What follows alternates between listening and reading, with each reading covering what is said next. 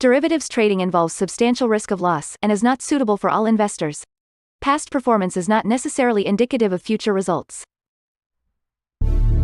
So stressful when the world's on fire. Good God. I can't look at this, guys. Like, my strategy is you buy it and you hope that you got a good spot. Yeah, but we all think you're crazy. You don't fight this. No way. The markets are freaking out and you don't think that anything is wrong? Come back tomorrow and I'll lose it all. Should be fun. Good morning, everybody. Well, sorry, I was like looking at all of my connection stuff because I'm still having some problems, but we'll double check that. First of all, music. And I do believe today is basically like a no news Friday, right? Well, we do got like industrial production, capacity utilization, but basically, yeah, it's a no news Friday. I was kind of planning that we could go into a couple of these other weird things that are going on. And stuff, I saw that I had a message from you this morning, but then when I went in, I didn't see it. So, like, did you delete it? Because my phone told me, oh, are you available at 7? And I was going to be like, what time zone? Oh, you deleted it. So I basically wake up at 7:30 Eastern time. And that will include on Monday. I'm thinking,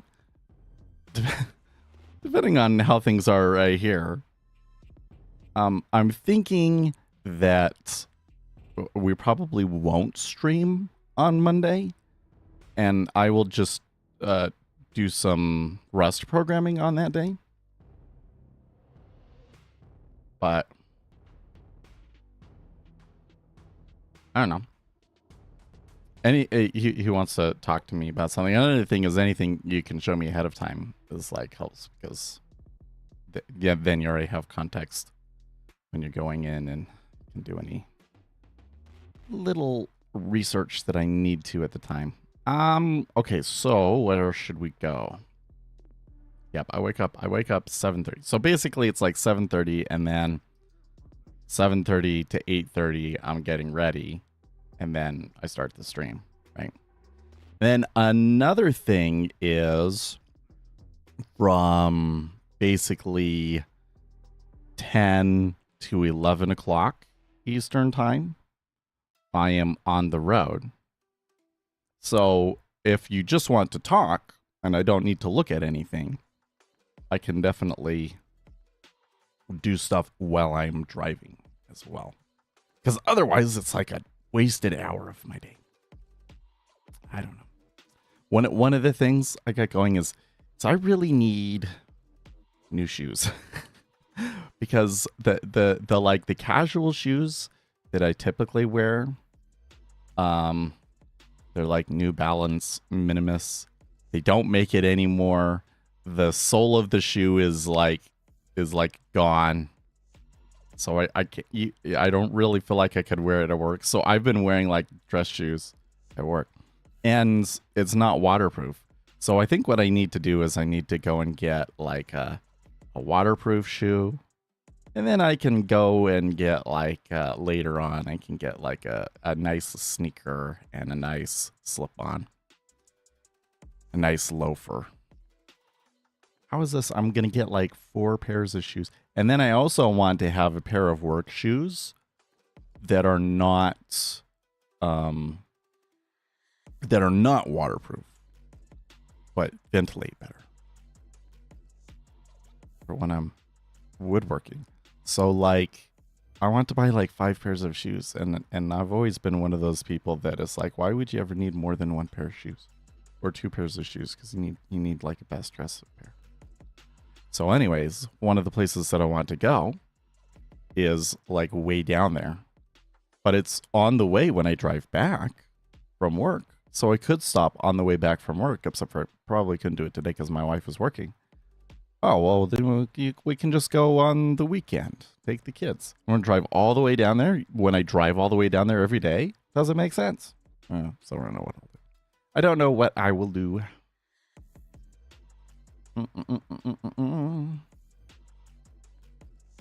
Oh, yes, we need to connect the data. That's why I'm kind of like, why is nothing happening over here? Well, volatility is up a teeny bit, I guess. But it looks like we're lower again today. I'm getting a little bit concerned. It seems like the economy might be returning to a Goldilocks zone. Like I've been saying, man, there's something going on in the labor market. We need to do something, like we need lower interest rates. And we got lower interest rates. And I'm kind of thinking that maybe that was it. Maybe that's all we needed. It would have been nice if they had done it earlier, but we got what we needed. So now, do we go into this Goldilocks zone? Unemployment comes back to where it needs to be, yada, yada, yada. But what I'm seeing in the treasuries is we are knocking on the floor. We're knocking on the bottom of long-term support. So what could be driving that? Well, I think one thing is that because of the election of the latest Japan prime minister, people no longer believe that Japan is a slow growth economy. And the interest rates over there are coming up. And because so much of the US debt comes from Japan buying, and maybe they don't buy as more, and maybe the carry trade is not as big, then there's less demand for treasuries. And so we get higher interest rates because of that. That would really be a big problem for the housing market and housing affordability overall, wouldn't it? So I don't like seeing the treasuries up here a little bit. So where are your DOMs? So I have been, so I didn't replenish. It was time to add more money into my account because we haven't traded for the past year. It's kind of funny. If I traded, I probably would have paid for all the fees. I wouldn't be in this situation. But anyways, I should have added more in December and I didn't. And so I got below a threshold where Rhythmic kicked me out. I thought it was okay, but apparently it got below a threshold. The threshold is like 150 or something like that. So then we added more because I had ton saved up that was just like, well, in case something happens, I better have all of this so that the stream can keep going. So I put in like 500, and then I found out there's like a 5-day waiting period, which I should have known from last time, but whatever. And today is like the 6th day, so I sent them an email. One thing is maybe it rolls over at 6:30. So let me come back out here to my camera. I try Rhythmic one more time.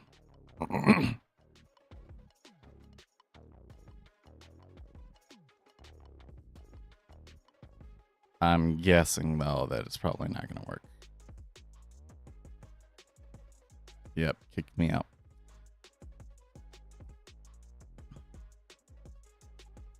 So, yeah, it really sucks, right?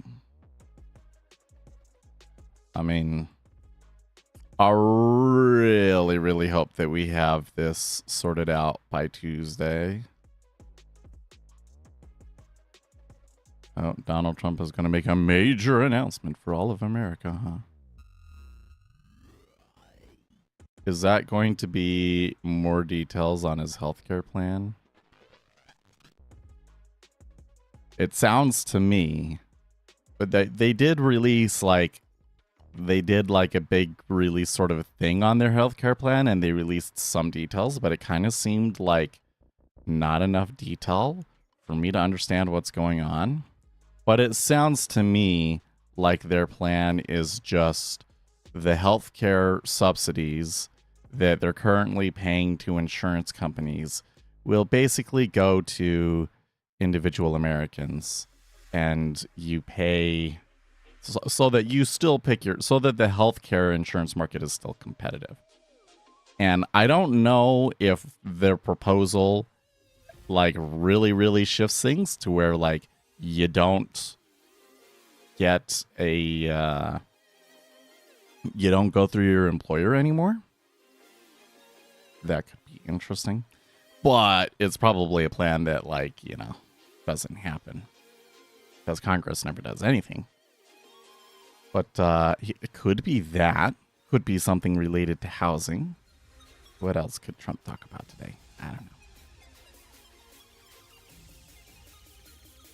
Over-regulation and barriers to in the healthcare market? Well, isn't that the problem in every market?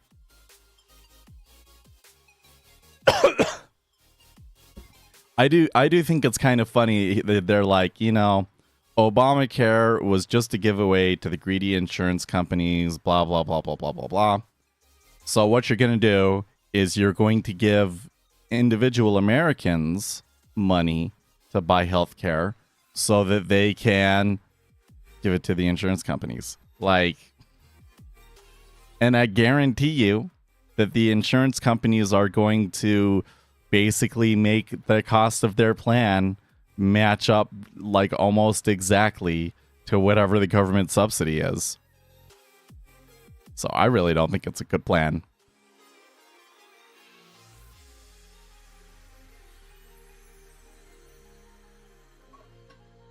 And then they had this whole thing about like requiring transparency, like they had to list all their prices and things like that. But I don't know if it's a state thing or what, but they already do that. I don't really think that's going to make a lick of difference.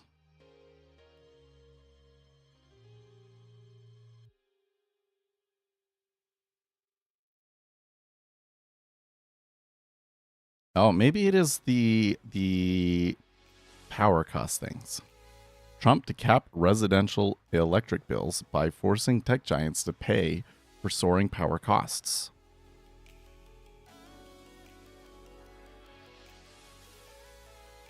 Yeah, because price discovery that is not between the patient and the provider doesn't, yeah.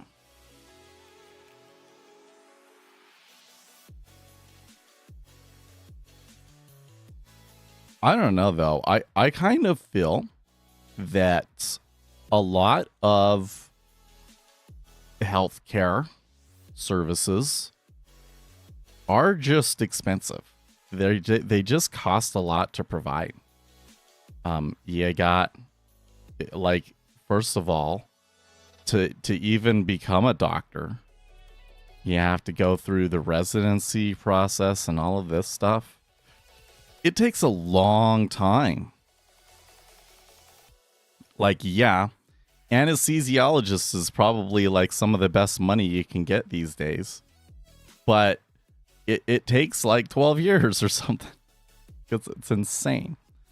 And there's lots of really expensive, sophisticated equipment that we're using, sophisticated technology, etc., etc., etc. And I think that if it really was all just between the patient and the provider, that most people would look at the costs of individual treatments, and even though they would probably be lower because of the market and all of those sorts of things, that they would still ultimately say no. It's like, if I have to pay a $20 copay, then okay. But otherwise, I'm not going to pay for that. And it would turn into this, like, you have to have a huge wad of savings. Everybody needs a health savings account, yada, yada, yada, yada. That, I think the result would be less demand, essentially. Without the insurance providers, the result would probably be significantly less demand. And a lot of people putting their health at risk by putting off things that they really probably should do. So, I don't know. And then the whole thing is that when you're talking about a market, when it's just between the insurance provider and the health provider, well, that doesn't work because you're talking about like one entity that represents like the entire market. Well, yeah, you have no negotiating power. You just do what I don't know. It just doesn't really work. I don't think that you should have a socialized healthcare. I think that that's even like that's the same problem, but even on an even larger scale. But I think on this sort of a thing, it's a big complex system, right? So the way that I think you should approach a system is you've got to do small changes, model out what those changes will be, see that they're good, implement them, see how it actually turns out, and iterate, essentially. Coming in and like making a huge sweeping change to an industry rarely works out well. So I think that we can do small things like maybe making it so that insurance can be provided across state lines so that it's truly like national competition. That would be one thing that you can change. For instance, making reform to tort law so that like the amount that you can sue for is more reasonable. Things like that. Right? Make those changes, see where it goes. Does that bring the cost of healthcare down? Maybe a little bit. You know, look at all the little things you can do to get the cost down in the system. And I don't know, maybe get rid of Obamacare or replace Obamacare. But it's not going to happen. Trump's going to announce his plan. They're going to get all like, look, no, actually, we do have a plan. And then, of course, Congress isn't going to pass his plan. And then talk about it again in 4 years with the next president. 4K. Well, so if you get your bill back and then you can like contest the prices on all of the things. Like get your bill back and then give it to ChatGPT. How about modifying the healthcare to have public and private hospitals at least? Let them private, but the public hospitals would give comp. Oh, well, okay, so this is another interesting thing. So what we're basically saying is we're not going to go faux socialism, but we are going to let the government compete with the private market, essentially. Right? And what I find happens with that is that it almost always is a Trojan horse to allow the government to just completely take over that market. Because the government can come in and change the rules and subsidize itself and do things in a way that the private market becomes uncompetitive, and then the government takes the whole thing over. That's what would happen with that.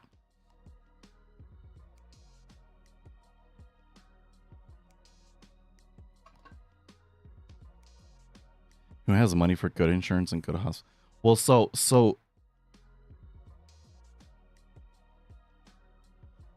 like here's the thing that I think is really kind of crazy is that we would think it should be about things between you and your doctor and the price that's negotiated between you and your doctor.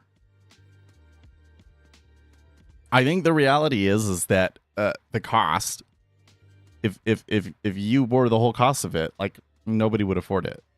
Nobody would do it, right? So what we have today instead, the negotiation is really between your workplace and the insurance company, and between the insurance company and the providers. That's where it is. And what happens is some companies, like the guys that I work for right now, are like, we want the absolute best healthcare we can possibly get for our employees. Everything the nicest. If they want to have this one plan versus this one plan, we will pay the difference. Like the works. And then they pay the insurance. The place that I work right now, they pay the insurance premiums. So what used to be like $1,000 a month for me is like 200 or something like that. Okay. So then there's the other side of the spectrum where it's in some of the places that I've worked in the past, they're like the bare minimum. Like everybody expects the bare minimum, but they don't. They just have absolutely terrible health insurance, right? And so for the individual, you're kind of at the whim of what your employer decides to do. Oh, and guess what? Like most employers are just going to skimp on you, especially like local ones. I kind of hard to get like one of the places that I worked, they did contract work. They basically like sold audio equipment, and they were building services, cloud services around that audio equipment. Which essentially means they're outsourcing the manufacturing of that audio equipment to Japan or wherever.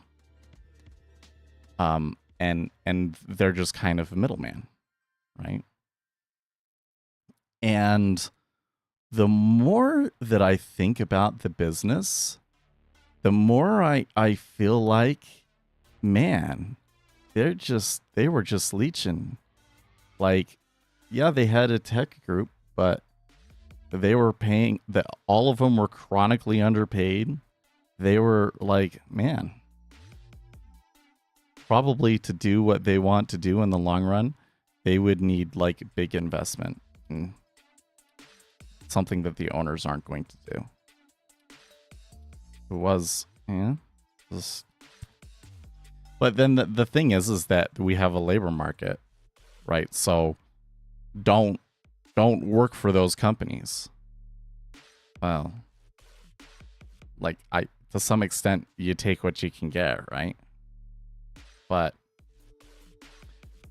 I think more so than that, most individuals don't really think about those sorts of things. They don't know that stuff about the company. They're not able to do the research about them.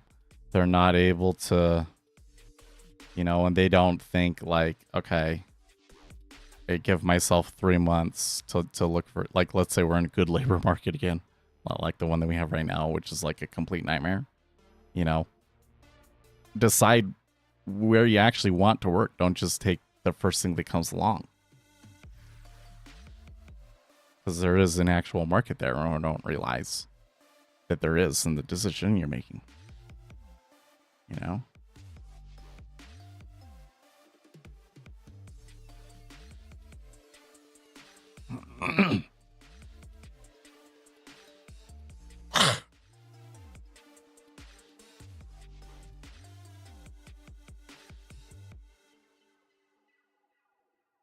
I don't know, man. Like here's the thing.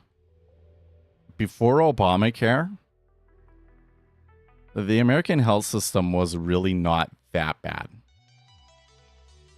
For the vast majority of people, the healthcare system was not that bad. The issue came in when you had a chronic or life-threatening illness and you lost your job and there was a lapse in coverage.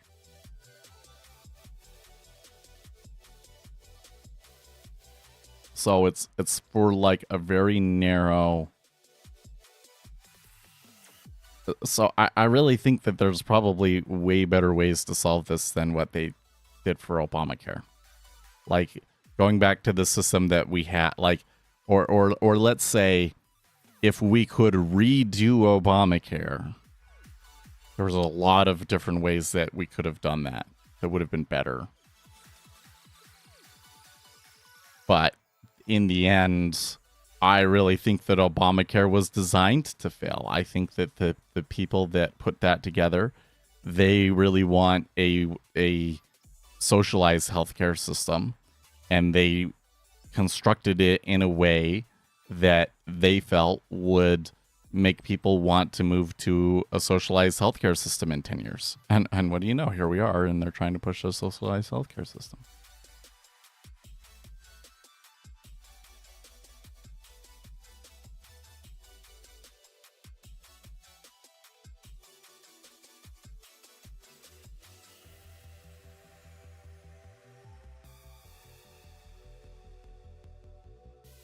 Again, it all comes back to a complex system.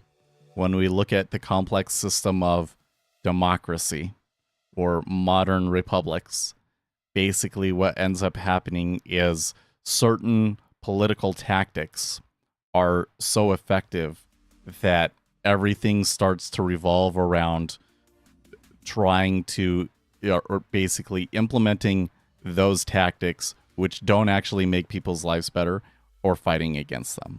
And that's socialism. You take $500 from one guy and you give it to 5 other guys, and you got 5 voters, and then everybody's poor, but you stay in office.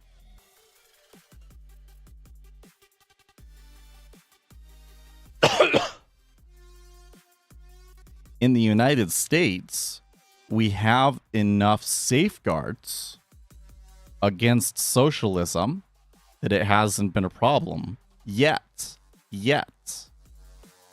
And yet we still have these cases of, like in California, for instance, voter initiative that's basically gutting their state before the initiative is even voted on. Because I don't know, with the way that that's going, I really don't think that wealth tax in California is going to happen.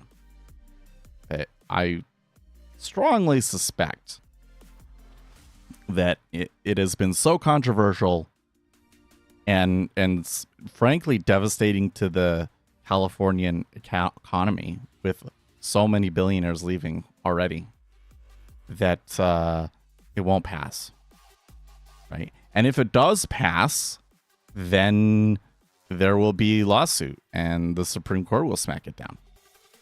Say wealth tax is not constitutional, right? Things like that. So it's been like, yeah, we've been protected from it, but it is such a pervasive force that they probably can only hold back the tide for so long.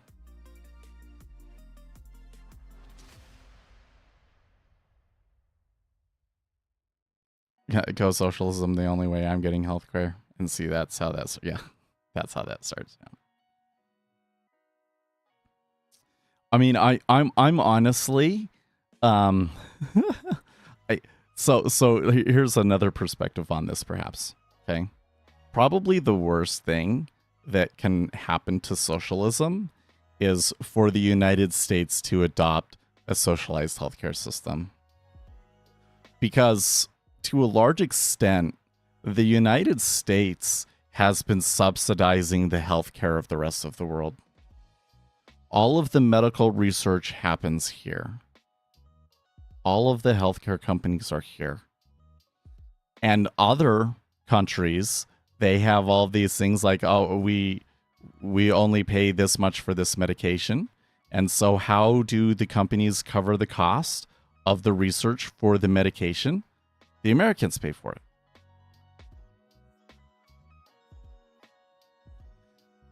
So if the United States goes to a socialized healthcare system, and it basically goes the way that all other socialized healthcare systems do, then it will probably hurt the care of medical the whole world over. The whole world over. And then you're going to get the same issues that you have in Canada, where like you can't even get in to see the doctor because there's not enough doctors. That's what'll happen. And then people will be like, oh, socialized healthcare, socialized everything sucks.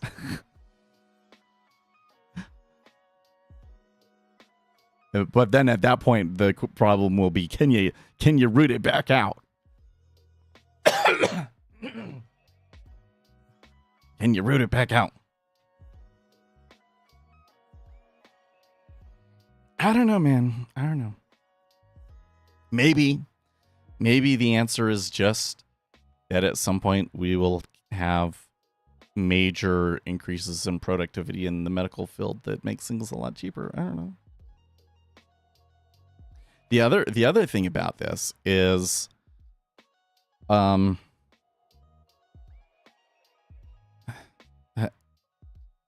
to frame this. We have socialized healthcare for people over 65, essentially, right? Well, let's say it as they're providing a service, at least the government is, because you can still use your own, right? But Medicare is a thing, right? And we're about to have, well, I guess really we are having a massive number of boomers now retiring and moving into Medicare. And you'll see how it goes, right? I think that there's a lot of people that saved up a lot of money for their end-of-life care, and they're going to find that the medical system takes every penny.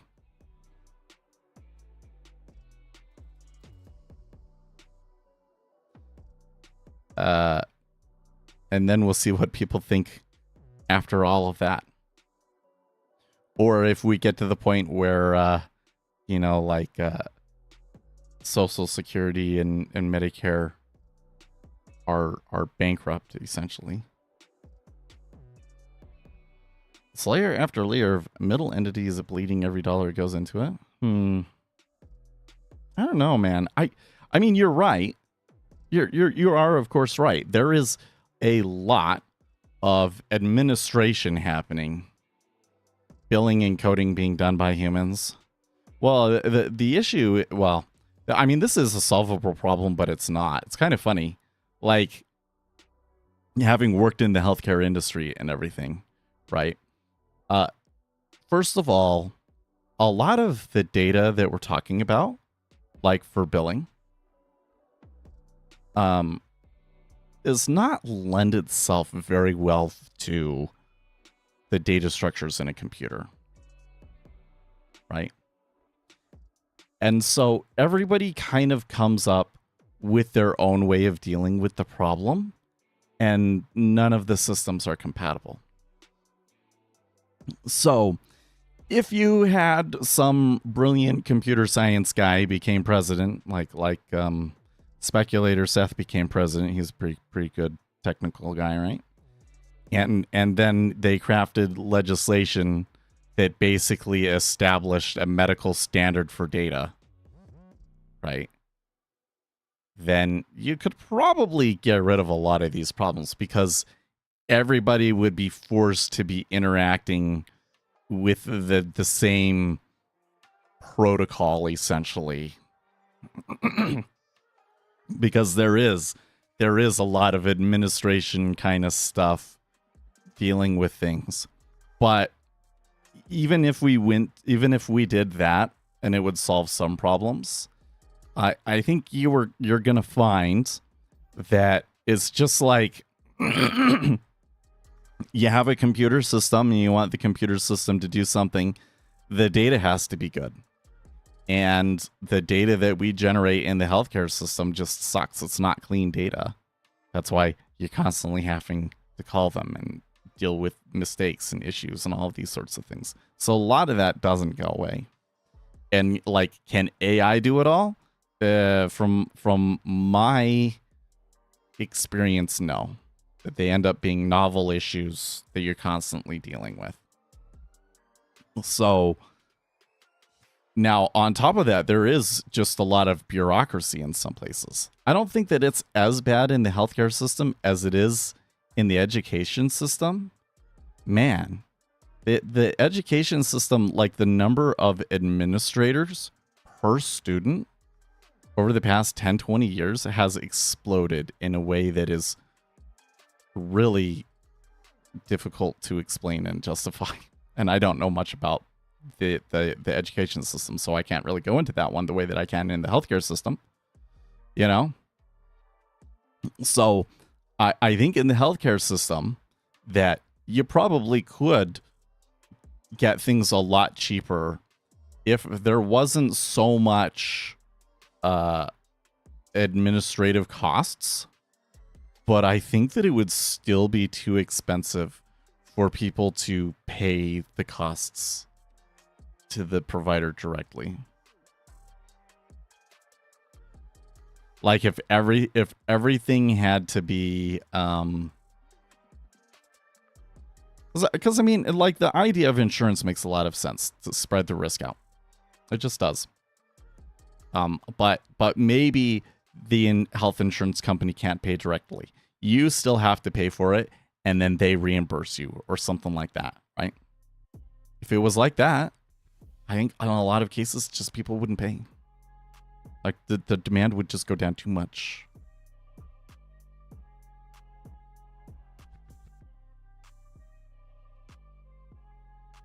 That's why they'll start pushing MAID. Healthcare systems need to flush out the riskiest in order to be sustainable. They'll start recommending death. Yeah. Well, but that is the problem, though, is that at least in the current system, a very, very large portion of the cost of your insurance comes from a very, very small percentage of the people. But that's what the healthcare is for.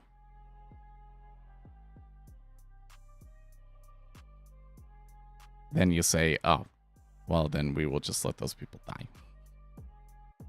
Happens in the socialized healthcare systems.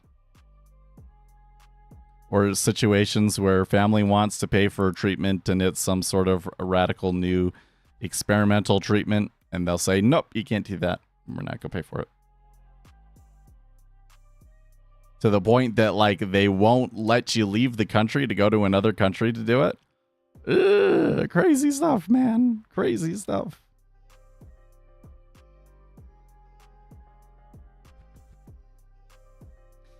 But you know, that's not as scary to me as the people out there.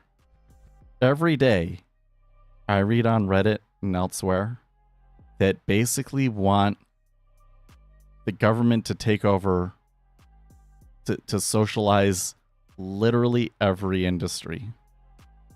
Like this lady that, man, there's new headlines every day about Mondami's housing czar.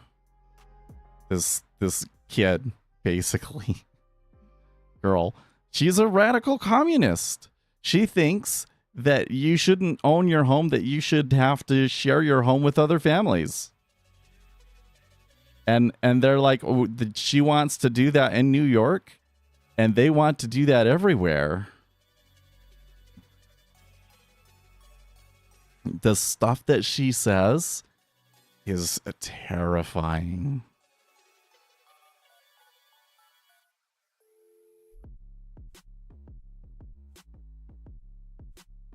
Because they built their entire political philosophy off of Star Trek. But like, Star Trek is not socialism, though. Okay, this is something that, like, really actively bothers me, though, about Star Trek. Okay? Star Trek did not promote socialism. Star Trek was basically a capitalist society where scarcity basically disappeared.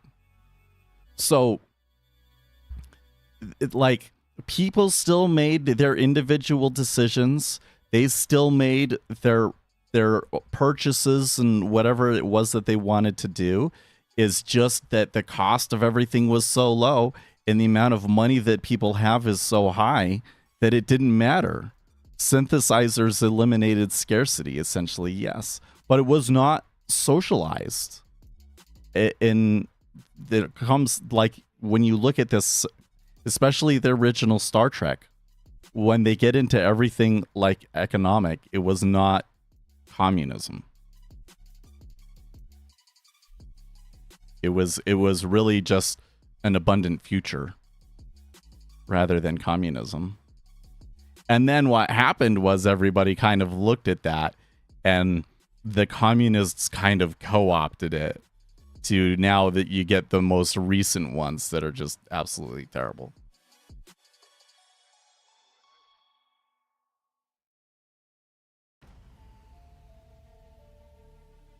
I would argue not being socialized was more a matter of politics on the production side, because matter synthesizers would eliminate the need for transactions.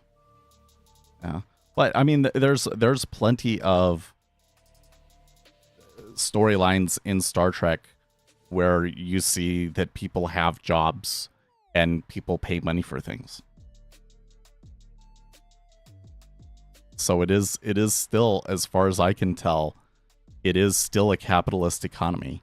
It's just the capitalist economy that I envision in my head, with, like, if everything with AI goes well, where it's still capitalism, there still has to be a market, but everything is so cheap that you have everything that you want.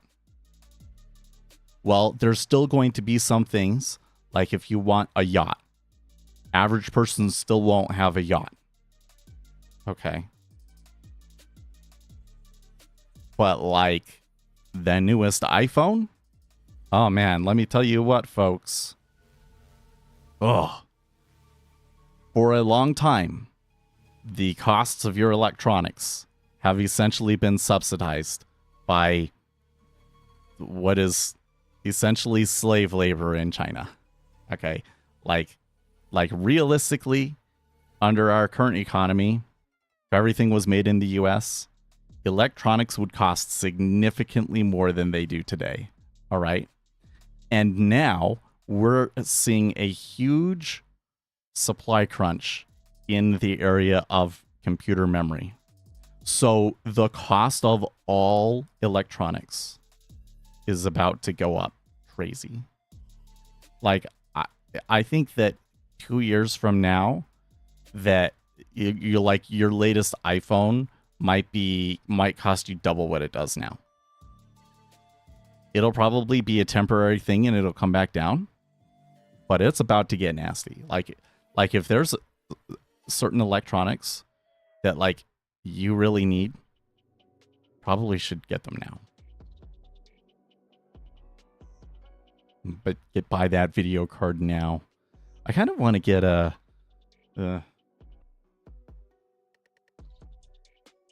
I want to rant about handwriting and getting a tablet for handwriting, but I don't. I shouldn't distract from the topic at hand, which is communism sucks. Star Trek was not promoting communism. Here, let's ask ChatGPT.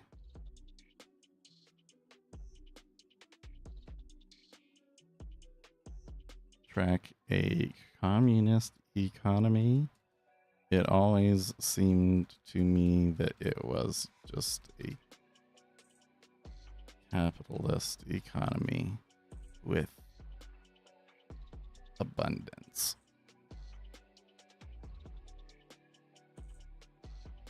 Trying to get the PC parts now. I'm going to Micro Center. Ah, yes. I wish we had Micro Center here in Utah. Or are you talking about Bitcoin? Bitcoin isn't infinite, though. It has fixed supply and virtually no utility aside from being a money transfer protocol. Without fiat currencies, Bitcoin is meaningless.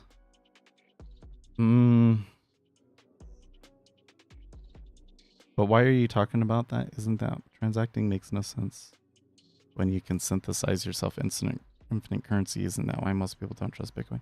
Well, okay, but in Star Trek, like there's still requires resources to synthesize things. So I don't think that all synthesized things are free necessarily. It's just that the energy is so abundant, the actual cost to synthesize literally anything is extremely low.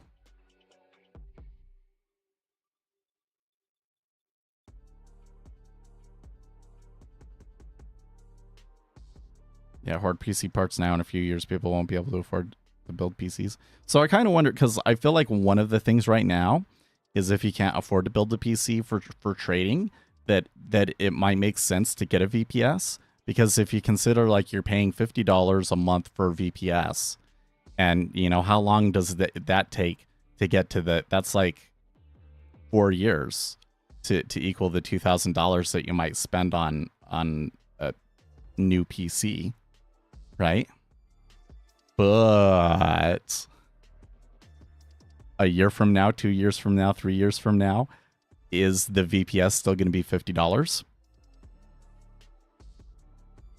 I don't see how the cost of everything else electronic is going to go up, but the VPS isn't. Doesn't make sense to me. So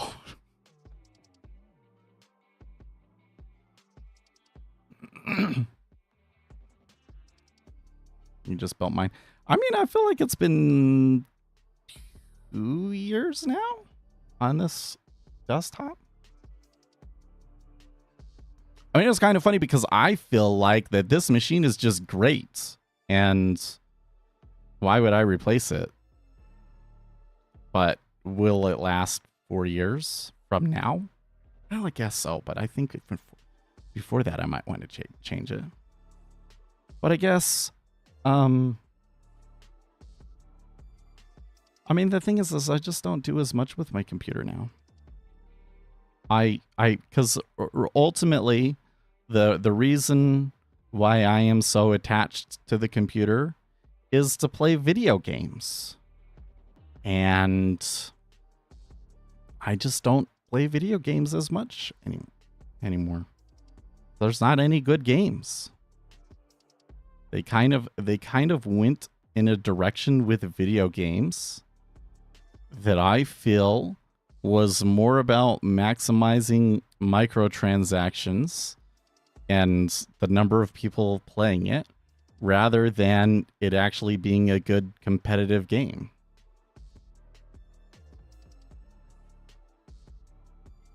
And so, you know, I want to play, and I hate it, honestly.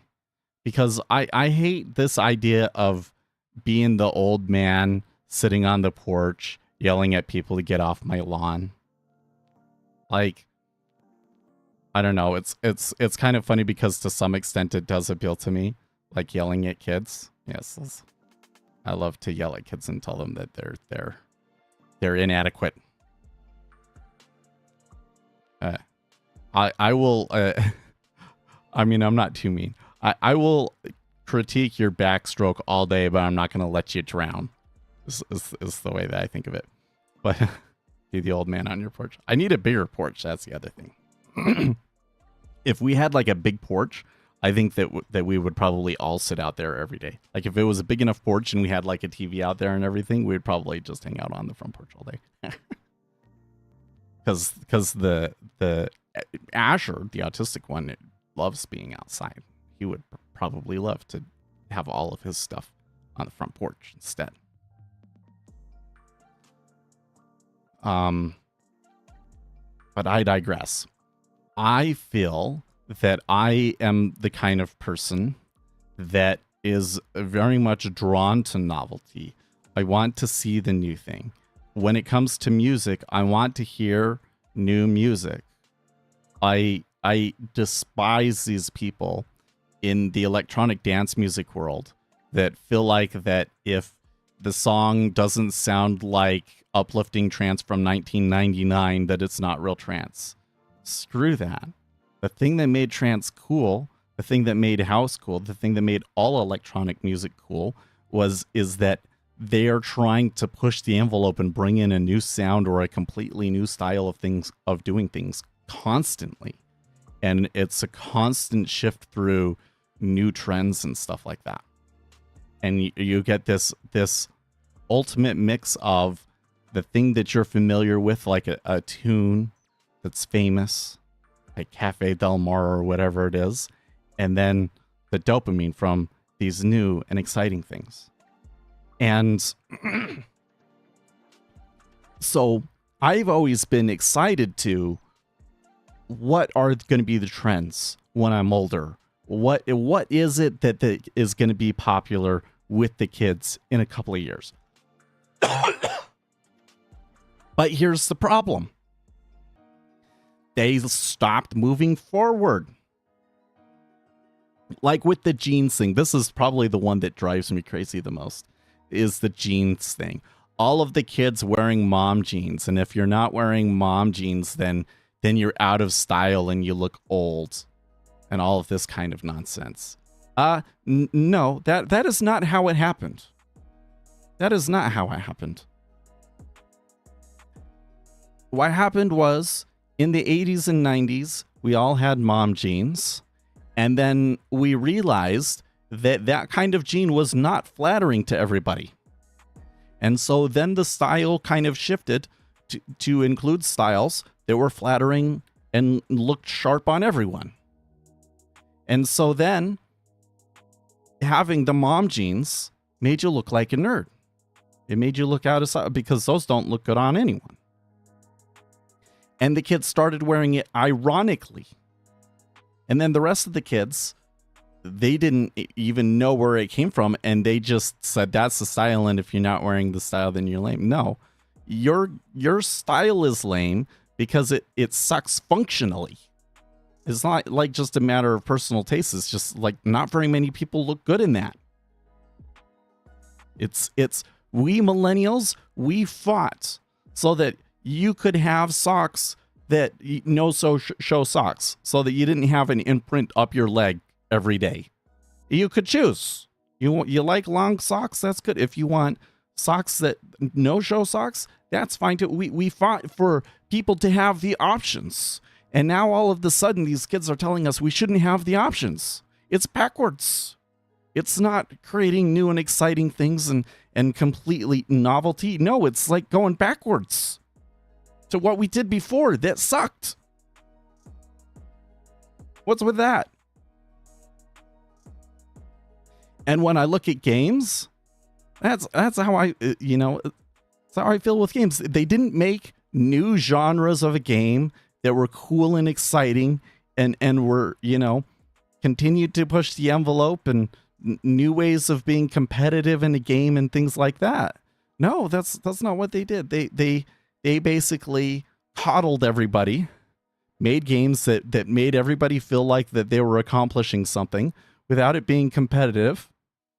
And so that the maximum number of people would try their game out and then basically grind the game to get all of the loot boxes or whatever BS microtransactions they've got. They ruined gaming. I've never, there's all this other stuff like wokeness in gaming. I don't play single player games, so I hate it. Let's see here. I'm looking at getting data feed for Sierra charts. Do you recommend getting the intricate? Well, are there other choices for Sierra charts? No, if you're going with Sierra charts, then you're getting Denali, but there's like different tiers of it, and I don't really remember what they all are.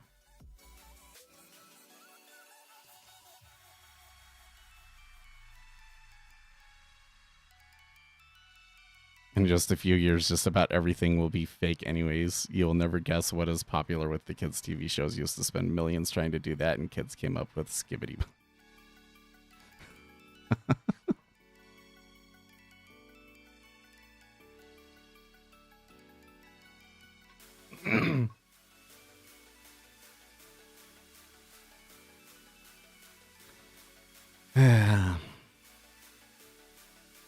I don't know. I've been seeing this new thing that's like, it was a Minecraft mod, and Minecraft was kind of like not letting them make money off of it. So they decided to go and make their own game. And then, so Riot Games like paid for it, but like stuff happened and it didn't work out. So the main developer guy paid his own money to grab all of the developers and finish it. And it looks just like Minecraft, but with a slightly different visual style and like a way more immersive world and RPG elements and everything. And I think I should try it. I think I should try it. That one's, you know, like, so here's the thing that's funny about it is that when it comes to gaming, the market for competitive first-person shooters is the worst it's ever been. We had Apex Legends came in and kind of dominated everything, and now that's old news. They've kind of sucked that one dry already. EA has, and nothing has come after it because all of the companies basically have their cash cow, and they put all of their effort into that, and so we don't get new games. And people don't play arena shooters. It's all Counter-Strike based stuff, right? Or Call of Duty. But when it comes to like creative or cozy games, like Minecraft or Stardew Valley, we are in a golden age. We are in a golden age of cozy gaming, my friends. Maybe I'm okay with that, because when I was really playing Apex Legends hard, you know, where like I would go and find some guys on Discord or whatever to play with in a group, and some people that actually knew what they were doing, and you know, all together, we would win all the time. But it sure was stressful. It sure was stressful, and I basically could not handle the stress of the battle royale and the stress of trading. So maybe I should just be content with playing cozy games. Okay. I heard that the order flow on that data is not good. Do you know? I haven't heard that. Have you guys heard that? That kind of sounds like fighting words, like that some, because I tell you, probably about 50% of my audience is on Jigsaw, and 50% of my audience is on Sierra Charts. Sierra Charts is very popular amongst the order flow retail trader crowd because it has so many features.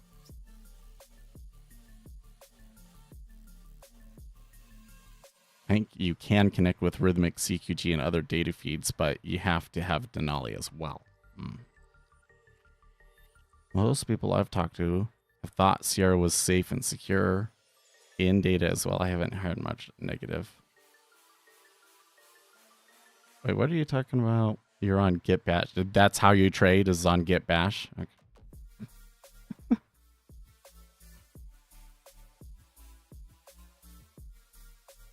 ATAS. Yeah, I've heard good things about ATAS. I think that a lot of the guys that I see ending up going over to ATAS basically want the C-sharpness of it, but they didn't want Ninja. But I don't really, from looking at it, I don't think that the ATAS API is as good as Ninja's. And like the features that come with it, is it like explicitly better than Ninja? I mean, not just from when I was messing around with it, I didn't feel like it did, but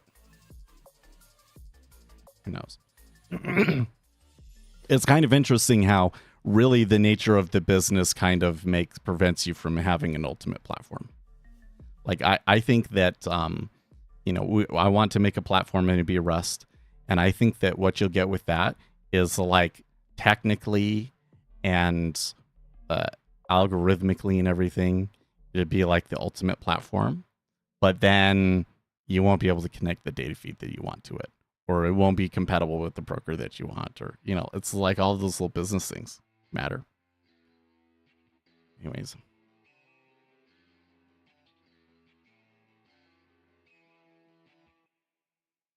The reason we got on that whole train of thought about the video games was that the cost of silicone is going to go up.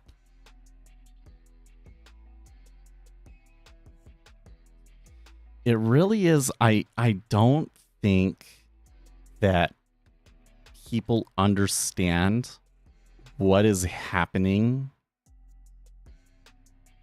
on the world, like the high level in the world. Because what's going on is rare earth metals. We have come to depend very heavily on rare earth metals, certain or let's say resources, right? Things that they exist in the earth, but in very small quantities, and so you basically have to put large amounts of dirt through chemical processes to get those certain things out. And this includes, like, you know, really strong magnets, for instance, and all sorts of things that are useful in chips and especially in military applications. Okay. So while we are in abundance on certain things, we are experiencing a significant bottleneck in rare earth metals. Okay. And then the pace of development in computing is outpacing power production. Maybe it shouldn't be. Maybe that's because of the whole global warming thing and all of that. But there's not enough energy. And the problem is that the people that have those things are not necessarily the most reputable people, let's say. So remember, there's this thing when you talk about like democracy and power, that the person in power is only in power because there are people underneath of him giving him that power, right? So if you put this guy in and then he does something that is directly against the interests of all of the people that put him in power, then they're not going to keep him in power. So the person in power kind of becomes a hostage to the system. That's very much what's happening in North Korea. Sometimes there were points where I kind of wondered if the current guy over there would love to just convert to a free country, and he can't. But I digress. In countries where the economy comes largely from one thing, like for instance, there's an oil company with an oil rig there, and basically all of the money that comes from that country comes from that one oil rig, right? You are far less likely to have a democracy. You're far more likely to have a dictatorship. Okay.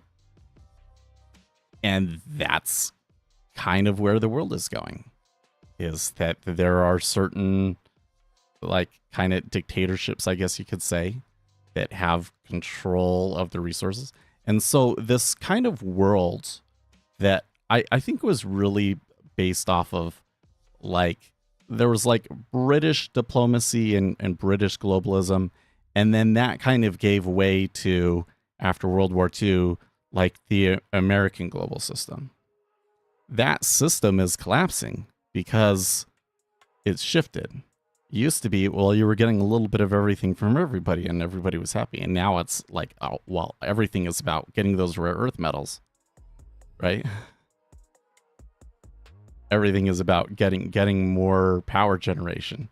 And that kind of advantages strong hand tactics like what Trump is doing right now. So for us, basically what it means is that you're going to have to fight more than you did before to have the lifestyle and the quality of life that you had before. You really love playing computer games and having a computer, you're going to spend for it.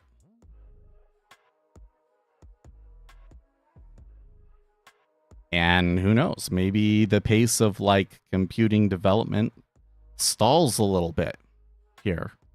Because, you know, like they won't make new games that are significantly more technically advanced because nobody has computers that can run them.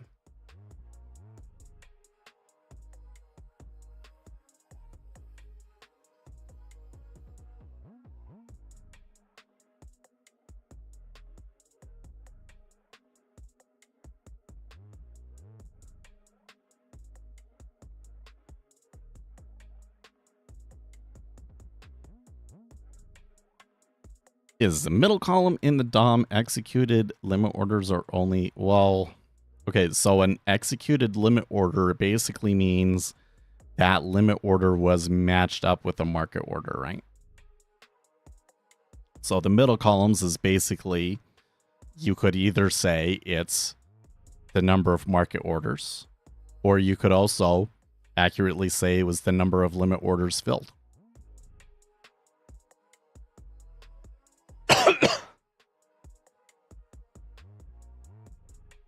I never read this thing, but ChatGPT agreed with me on Star Trek. Star Trek is not a communist economy in any classical sense. It is better described as a post-scarcity, abundance-based society where many of the constraints that make capitalism or communism necessary simply no longer apply.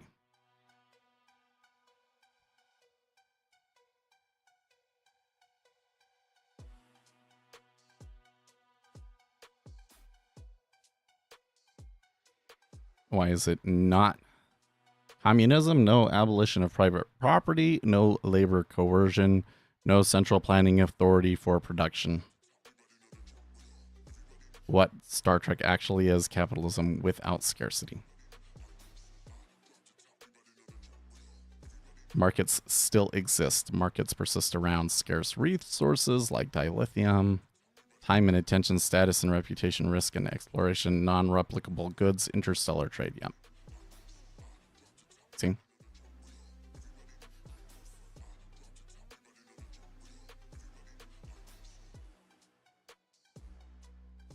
Now, the split side of this is that even though, at least within Silicon, we are definitely moving into an era that's going to be a little bit rough for us, I think that longer term that we probably will see an age of abundance in our lifetime. We will. Especially when housing becomes abundant. I think that, well, you know, there's a couple of small little things that we can do on housing here on the edges to kind of improve things.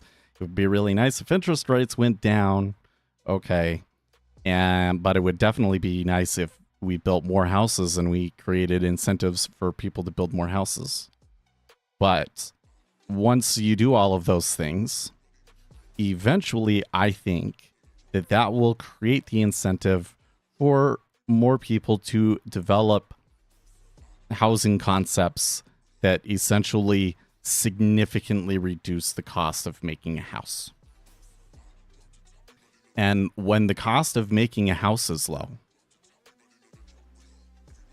because come on, man, that's like everybody's biggest expense is housing. And if you can get a nice, big, comfortable house for like 1/10 of the cost of a house today, think about what people would do with all that. It really will be like all of the things that people, you know, you're going to have all of the food that you want. I mean, I think for most Americans, they eat what they want, but it really, really will be most people are eating what they want. Most people will have the clothes and the electronics and the things like that they want. And what will people spend their excess money on? Probably more on services, experiences, travel, etc. Right? Like that could be where things are going, really. If we can bring the cost of housing down.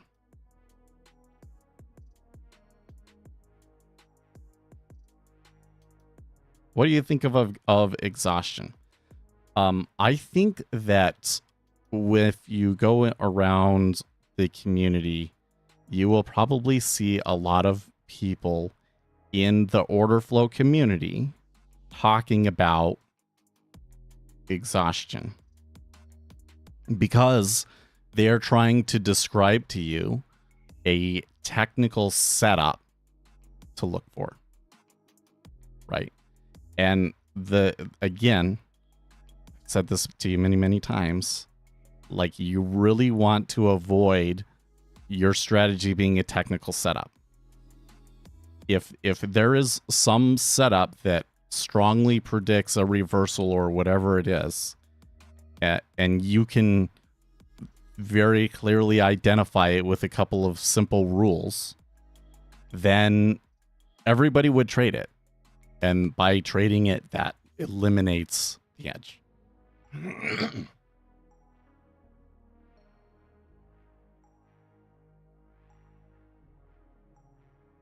Okay, so there are areas where you're going to see a lot of market orders go into an area and not get through that area, right?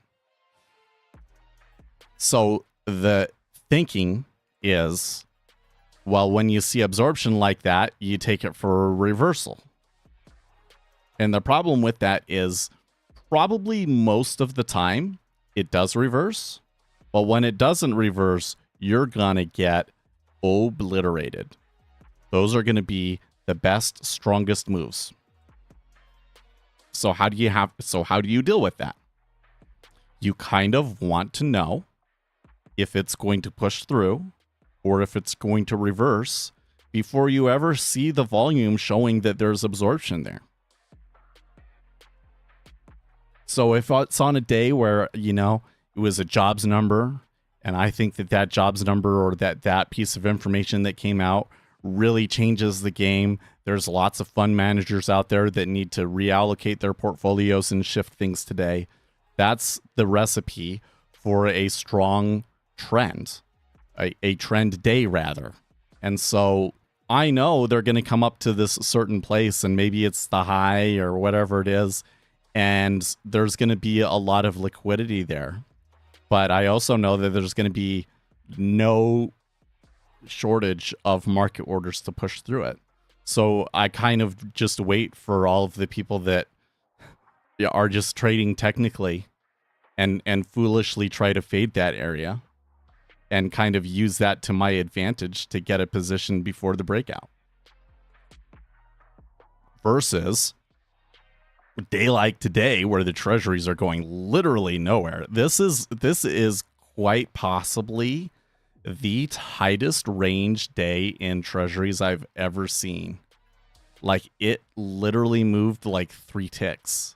That is so crazy. But low volatility regime, no news Friday. You know, if we had gotten to one of these volatility lines, I would say, hey, we've already moved a lot further than we should have expected for a day like this, and I don't really see any good reason for it. So the most likely thing is that we're going to revert back to the mean. And then if I start seeing that kind of stuff, where there's lots of absorption in a certain area, I'm going to go, okay, cool. That iceberg is a great place for me to take an order and get in. Right? You cannot escape having to predict future orders, you see.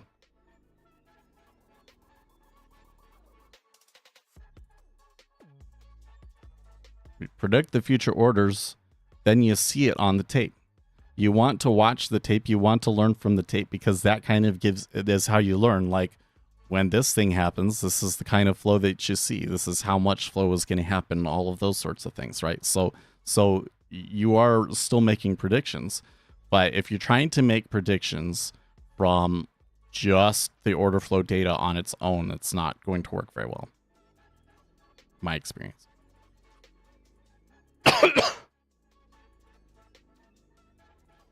Right? So you can come in and you can kind of say a general thing. Generally speaking, the more absorption you see at a price, the more likely we are to see a reversal. You're seeing a lot of a trend, market buying, and then we come up to a place where there's lots and lots of market buying and they don't go through that price. That it makes a reversal more likely. Absolutely. But that's not enough for a profitable system. Okay? Because there's a asymmetry in the risk, right? If you catch the reversal, you don't make very much on it, and if the breakout happens, you're going to lose a ton. And you're probably going to catch slippage and all that other stuff. In absorption and other setups like that, you compare one side market orders with other side limit orders, and you ignore the other four forces of the market. Sure. Yeah, and I guess, you know, the other thing I come back to is that I think that the much better setup, I think I have to come up here and like, because I can't draw on that. The much better setup, in my view. Oh my gosh, hold on. I really have to draw it, okay? And then we should get going.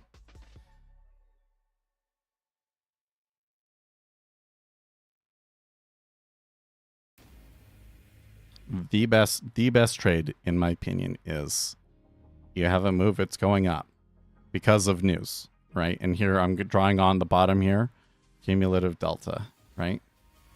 And then you start seeing cumulative delta go the other way. Okay. Take that short.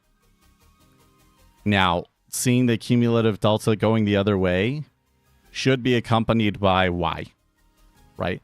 Like, there was a big piece of news that really pushed the market up, and then there was a countering piece of news. Okay? Because what it's going to do is it's going to do this. This move is... how can I show... How can I... Move 2 will always be bigger than move 1. So... I wouldn't even really call it absorption. What I would say is counterflow. You see lots of market buying, and then right at the spot where you would kind of expect the market buying to kind of trail off and everything, which is they've reached their maximum, right? Again, there's like the square root law sort of a thing. Right at the point at which they've met their maximum impact, because if nothing happens, they're going to do this, right? There's going to be the short-term mean reversion period. But if somebody comes in and has an opposing meta order that's just as big, their impact will have more, they will have more impact, essentially, because of the lack of liquidity behind this move. So I'm looking for a strong trend of market buying followed by a strong trend of market selling. And I know why they're happening. I know that this one is equal to in size, equal to or bigger than this first move. Those are probably going to be your best technical trades. Okay. And that's not really absorption.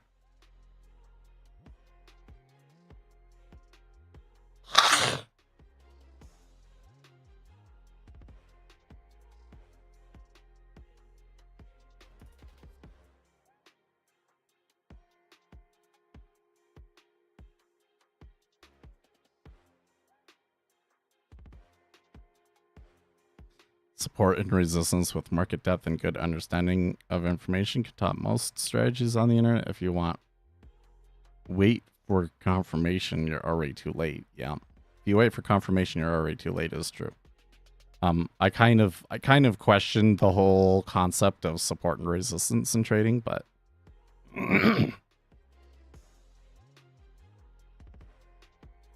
no, if delta is negative and price is going up, that means don't trade.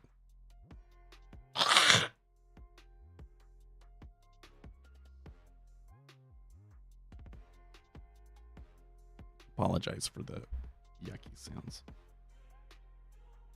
Should have muted things before I did that. Feel like I'm getting worse. No. Again, if this is price and this is cumulative delta, okay, don't trade. Don't trade. What you want is this is price and this is cumulative delta. Except for that, you don't want to be like, okay, I see this and then I'm going to get in. No. You want to be, you're expecting to see this. You're expecting to see this, and all you're seeing so far is this. Okay, I'm expecting there to be a trend up because they need to buy for end of month rebalancing. I can see that there is a little bit of a trend in cumulative delta starting here, and price is moving along with it. I get in here, and then cumulative delta keeps coming through, and then that pushes us to a certain place, and then I get out here. Right? Oh, actually, I shouldn't make it an X, but right. That's what you want. If price and cumulative delta disagree with each other, that means that the instrument is being dominated by another instrument or hedging activity. No trade. That means that your order flow data, the tools that we have, aren't very effective in that situation, are not predicting where it's going to go. So if cumulative delta is not predicting where price is going to go at that time, why trade? Right? This whole thing that's like these two divergence, so there's a divergence, they must come back together. This is all kind of concepts based on technical analysis. When you understand what order flow is, they make zero sense. If the order flow is not predicting the price, don't trade your order flow setups. Doesn't mean you can't have a trade. For instance, if I see that in the treasury, and then I come over and I look at the Japanese yen, and the Japanese yen is moving up, and then I go and I look at my news squawk, and my news squawk says, oh, the Japanese yen is moving up because the Japanese prime minister just won their snap election. Right? Some correlation. Actually, in that situation, I think that the treasuries would probably just sell and the cumulative delta would be along with it. But you kind of get what I'm saying, right? I know why it's happening. The reason it's important to know why it's happening is because I kind of have to estimate how many more orders are coming. Because, you know, like once I've noticed something, that might just be all there is. That's usually the case, right? If you're a little bit late on it. But, you know, I see that divergence, and then I can come in and I can say, yeah, this is a trend that's going to continue, even though I'm seeing selling. And then you laugh at all of the retail traders that try to trade purely technical analysis or just purely off of the order flow, and they don't understand what's going on, and you're making money at their expense.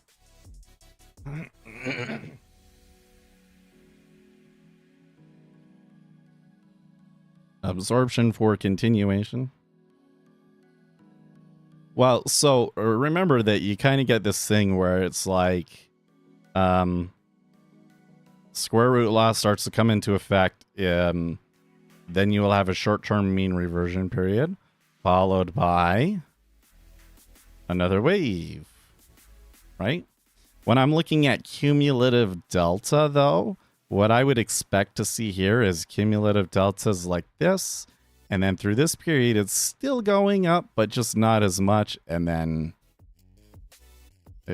That's what I would expect to see. Right? So, in this area, they're going to like slow down, right?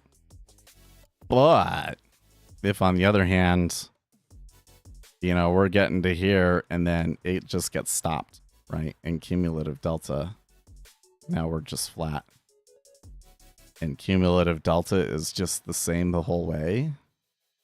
Yeah, that actually is kind of a recipe for a breakout, but again, it depends on how many. Oh, hold on a second. I think I got to get going. This is F.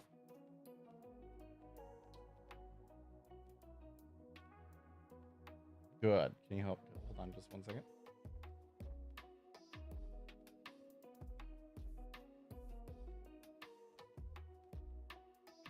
I forgot. Someone wanted to call me for a poll. So it's time for me to get going. I'm probably won't stream on Monday, but we'll see you on Tuesday, guys. All right. So in the meantime, stay excellent, team.